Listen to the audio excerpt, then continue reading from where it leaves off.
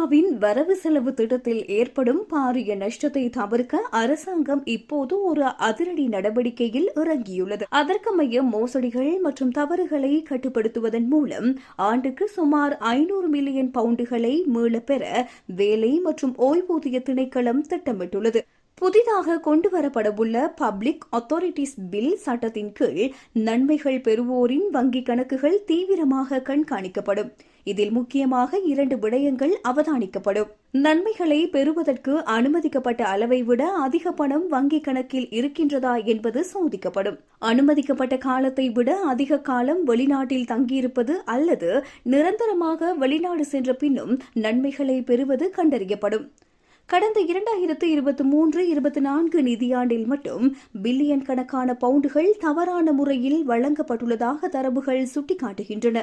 Universal credit பெறுவோருக்கு 12.4% மேலதிக கொடுப்பனவுகள் வழங்கப்பட்டுள்ளன. குறிப்பாக சேமிப்பினை மறைத்ததன் மூலம் 1.02 பில்லியன் பவுண்டுகளும், சட்டவிரோத வெளிநாட்டு தங்குதல்களால் 250 மில்லியன் பவுண்டுகளும் நஷ்டம் ஏற்பட்டுள்ளது.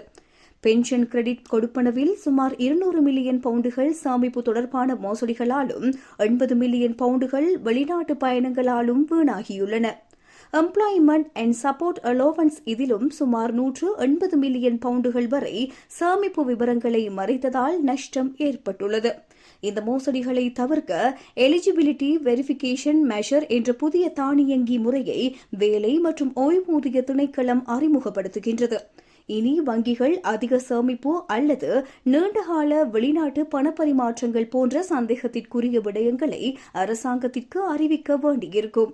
இந்த திட்டம் முழுமையாக நடைமுறைக்கு வரும்போது ஆண்டுக்கு 50,000 முதல் 1,00,000 வரையிலான தவறான கொடுப்பனவுகளை கண்டறிய முடியும் என எதிர்பார்க்கப்படுகின்றது.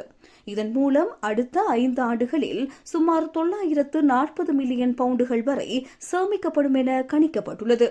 முதலில் ஒரு பரீட்சார்த்த முயற்சியாக ஆரம்பிக்கப்பட்டு பின்னர் படிப்படியாக இது அனைத்து வங்கிகளுக்கும் விரிவுபடுத்தப்படும்.